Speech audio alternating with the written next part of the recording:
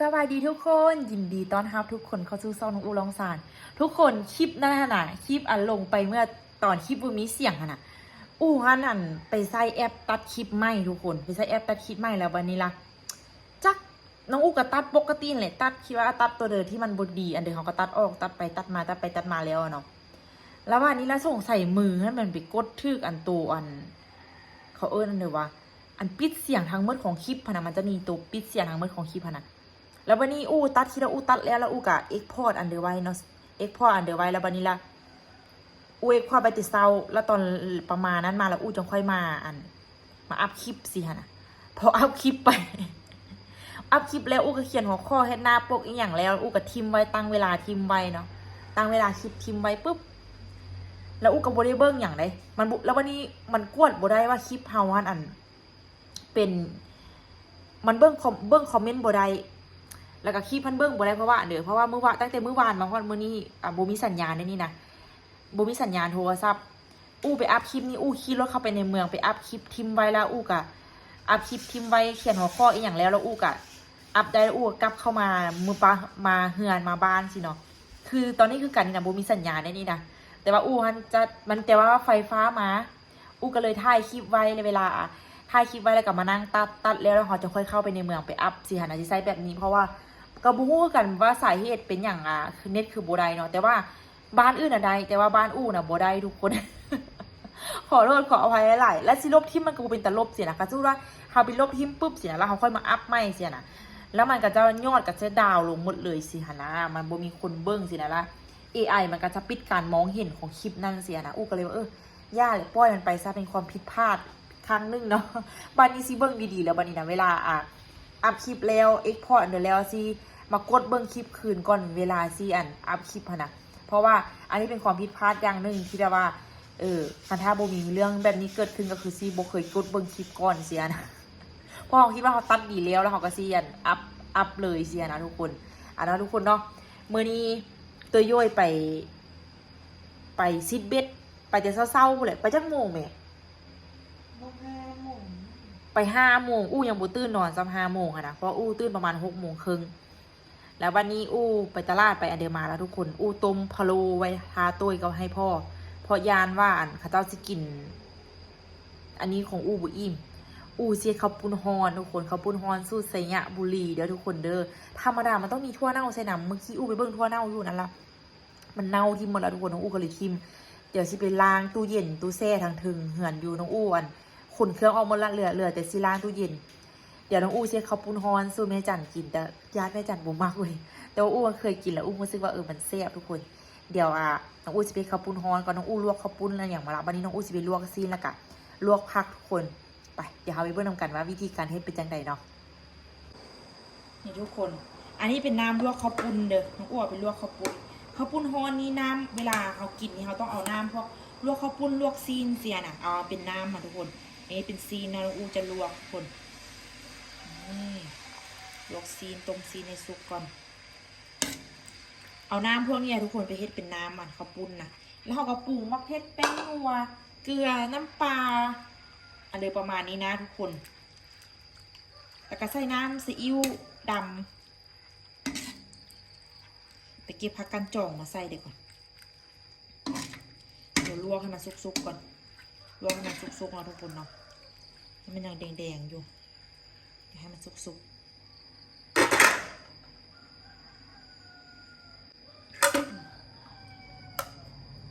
ซีนขึ้นมาแบบนี้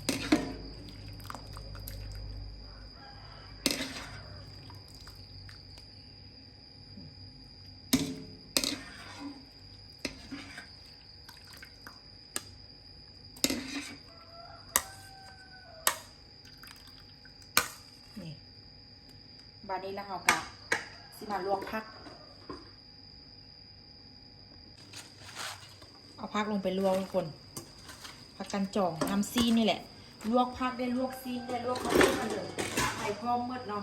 เพราะว่าเวลาเอาน้ำมันมาเฮ็ดมันจังซีนัวทุกคน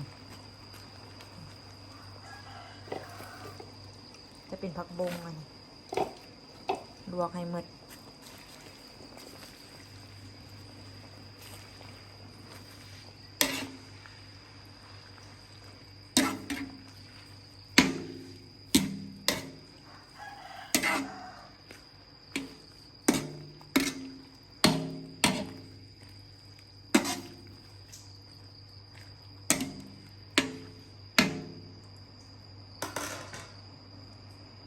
นี่นะทุกคนเนาะอันนี้จะเป็นน้ำต้มซีนต้มข้าวปุ้นลวกผักกันเดี๋ยวเราจะเอามาเฮ็ดเป็นน้ำข้าวปุ้นเนาะทุกคนเนาะน้ำข้าวปุ้นฮอนเนาะน้องอุ้ยใส่น้ำตาลฮะปลาตัวนอนอุ้ยเฮ็ดข้าวปุ้นฮอนกินบ่กินวะเดี๋ยวทำเฮ็ดเพื่อนี่ปรุงเพื่อไม่จำก่อนนี่ใส่น้ำปลาลงไปกินบ่กินวะใส่เกลือน้อยนึงเด้อเกลือน้อยนึงพอดีมีสาวมาลิ้นนำเดี๋ยวสิปรุงอันนี้ปรุงให้แอปเปิ้ลกันนี่บ่กินเผ็ดแน่เนาะ หวานโคตรเผ็ดเลย เสียหน่อยเดียวนะอันนี้ใส่ซีอิ๊วนะทุกคนซีอิ๊วดำกระโบแน่ใจว่าแม่จันซิมักบ่เนาะน่าจะเป็นการกินครั้งแรกของแม่จันใส่มะเขือก่อนมะเขือนี่คือซิโบโค ไม่กินดูได้ใช่ไหม อันนี้ไอ้คำปรุงให้แม่จันกับไอ้คำเดี๋ยวอุ้ยซิมก่อนเด้อรสชาติสิได้บ่น้ำต้มซีนเสียบได้น้อยจานตรงอันนี้นึงบ้านนี้เฮากะสิเอาข้าวปุ้นลงเนาะข้าวปุ้นลงถ้าเป็นข้าวปุ้นฮอนบีบเมื่อแห้งแซ่บเลยเอาบ้านนี้ละกะเอาผักใส่หัวไม่จันหมักบอก คุณมัดผมจะเจอว่ามีอันเด็กก็ แล้วก็เอาซีนใส่ เนี่ยนะมัดดีๆใช่ ทุกคนอันนี้ข้าวไม่จันเนาะเดี๋ยวเราอู้สิปรุงให้อามุ่ยกับเปิ้ลก่อนนี่แม่อันนี้เพิ่งกินไหมลูกทุกคนข้าวปุ้นฮอนเฮ็ดแบบง่ายๆ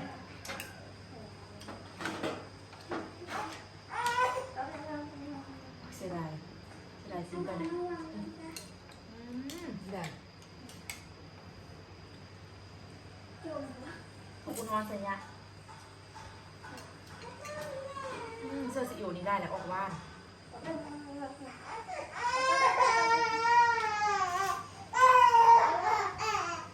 ซึ่งตามีอย่างน้อยด้วยแซ่บอยู่ธรรมดาเขาบริใส่น้ำไล่กว่านี้เลย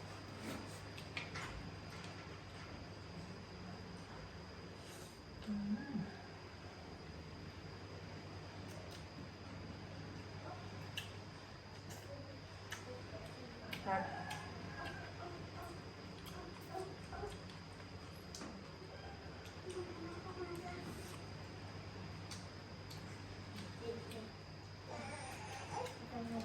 ให้แม่มาให้แม่ดูก่อนนะโอ้ยแพงดีไม่ตู้มือนะมันเข้ามาถือว่าแซ่บได้ยุ่งตู้มือเนี่ย มึงละมึงละจะกินเลย ไปนอนกินอยู่ห้างเรื่อยๆนอนให้กินอยู่ห้างไปแล้วไปนอนไปกินแล้ววันนี้นอนอยู่ห้างแล้วกินนอนกินเนอะนอนกินนมเนอะ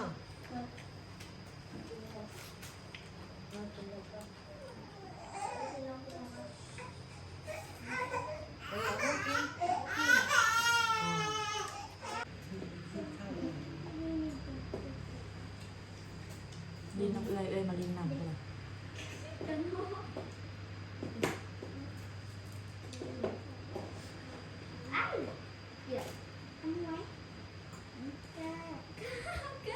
สีเหลืองโมเป็ดมักสีเหลืองเอาตัวมักสี ยัง ฟ้า ไม่ซื้อห้าขึ้นนอนยังไม่ซื้อห้าขึ้นนอน เฮ้ยกองมัวแต่ว่าโต้น้อยเอ็มวยมาลิ้นนำเอ็มวยเหรอไปนะเจเอ็มวยนะน่ะ ทำไมจะมีอยากให้แม่หวยเบิ้งเลย เป็นเด้อ เป็นเด้อเอาหวยเบิ้งเป็นเจ้าหวาดอีก เป็นเด้อ โอ้ยเป็นรื้อ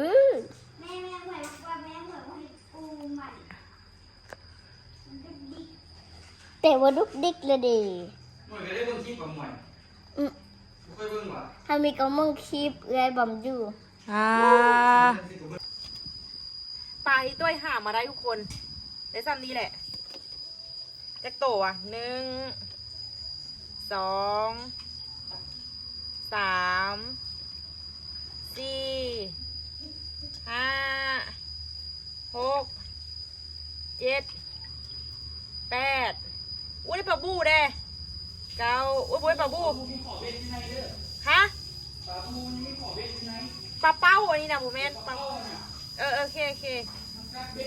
2 3 4 5 1 2 3 4 5 6 7 8 9 10 11 12โตว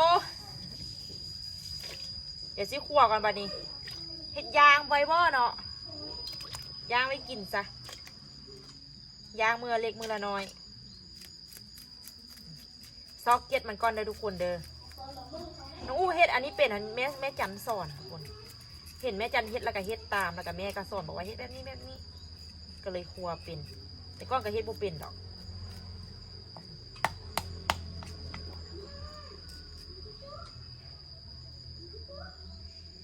เราก็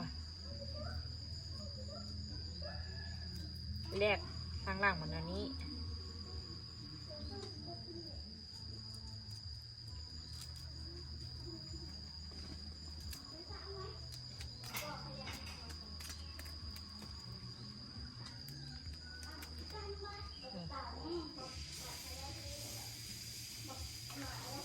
ส่วนหัวมันนี้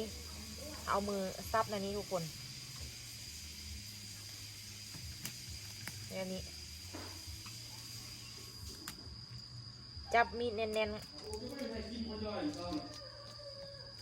บ่นะข้าไปซื้อเครื่องเฮ็ดเวียกนี่เอาขี้ออกทุกคน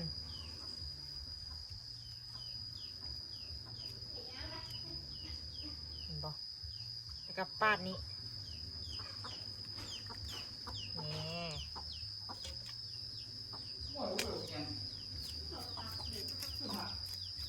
อันนี้โ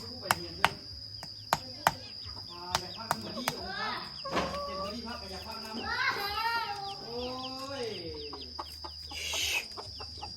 เทียบกับเบอร์ดี้อีกเนาะบนโลกจะบาดตัวเองเว้าเองเอาเพิ่นลงเฮียนกัน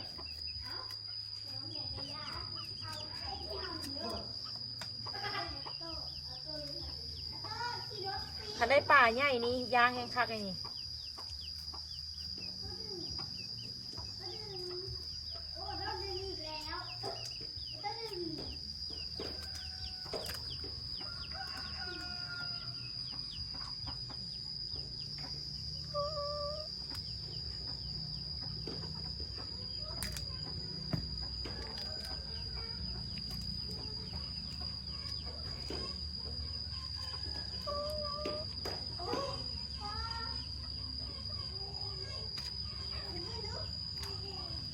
นี่2 ตัว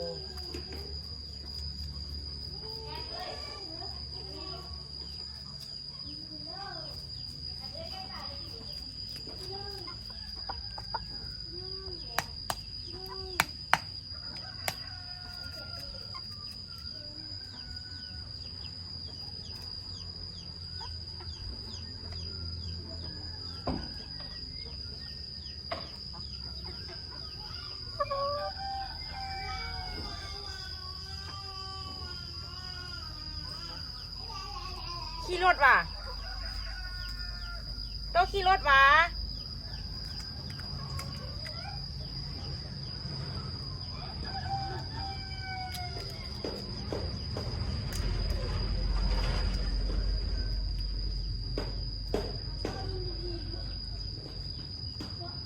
3 ตัว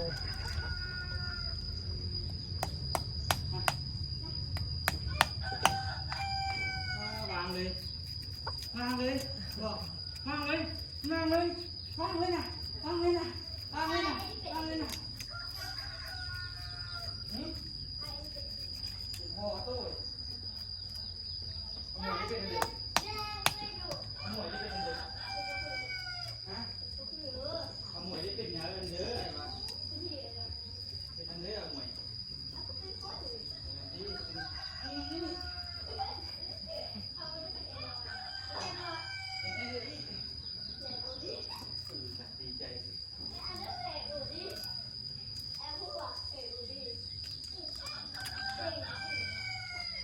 เสียยัง ก็สิยาง ย่างให้หยักปลาในเดียวนึง เอามันก็เยอะกับยางสิเป็นเด้อ ที่เจ้าสลับบอก โอ้กลางบักไล่เจียวกับเจียวไปเฮี้ยงไงเนาะ เฮ็ดมาเป็นดี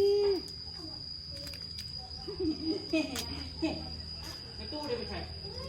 ในตู้ไปใส่ในตู้ไปใส่ตู้ไปใส่ตู้ไปใส่หืม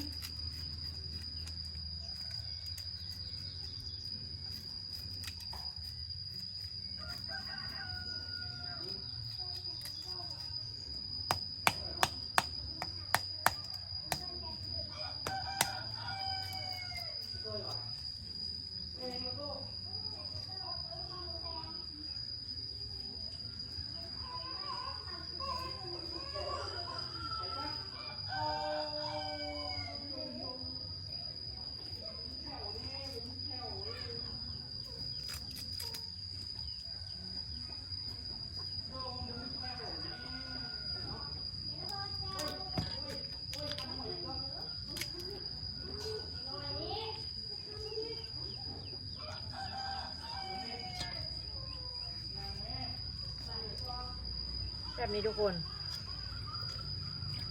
โอ้ให้อีหยังเด้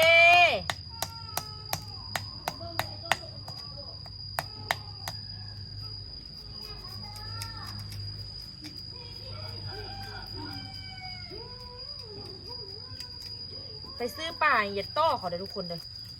ตัวซีเฮ็ดป่าแหงใดไม่ได้ของธรรมดาดีนี่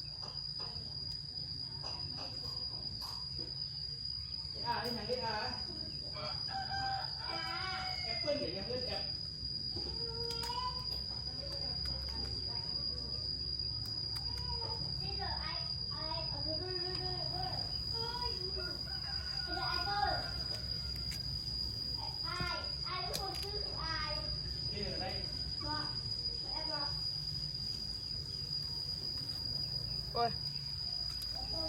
กี่บุซื้อ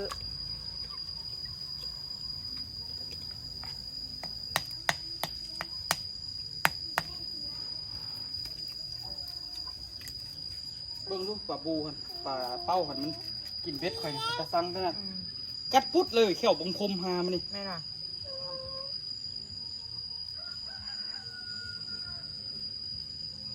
กูเป็นคนไปซิดว่ะ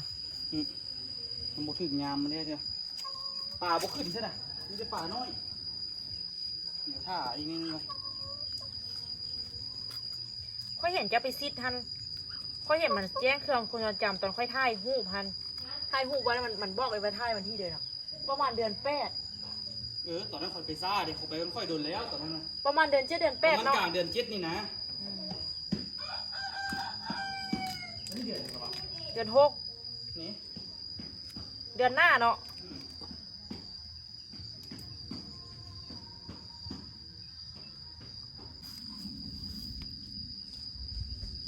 เดี๋ยวย่างปากก่อนทุกคน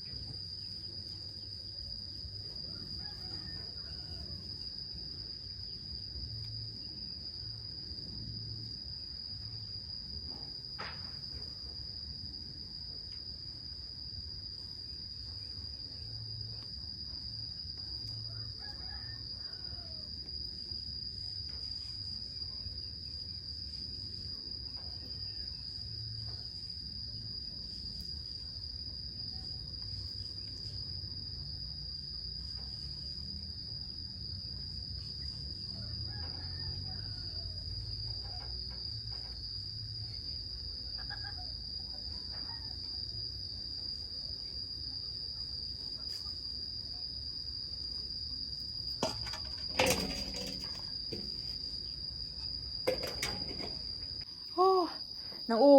ย่างป่าแล้ว มาล้างตู้เย็นอยู่เถิงตูบ ล้างตู้เย็นอีกอย่างแล้ววันนี้สิลงไปอาบน้ำมันเดี๋ยวละทุกคนเฮ็ดแยกเงินส่วนสิแล้วตอนนี้เป็นเวลาประมาณ11 โมงละ ไปเจอกันคลิปวิดีโอหน้าเด้อผมน้ำมากโอ้ยผมน้ำมาแล้วนี่มันยองมันยังหน้าดำคำเครียดอยู่ เดี๋ยวเจอกันคลิปวิดีโอหน้าทุกคนน้องอูไปย่านไปพลิกป่าก่อนย่างมือละเล็กมือละน้อย แล้วสะสมไว้ย่างมือละเล็กมือละน้อยสะสมไว้ทุกคนเอาไปเจอกันคลิปวิดีโอหน้าเด้อสำหรับวิดีโอนี้ลาทุกคนไปก่อนบ๊ายบาย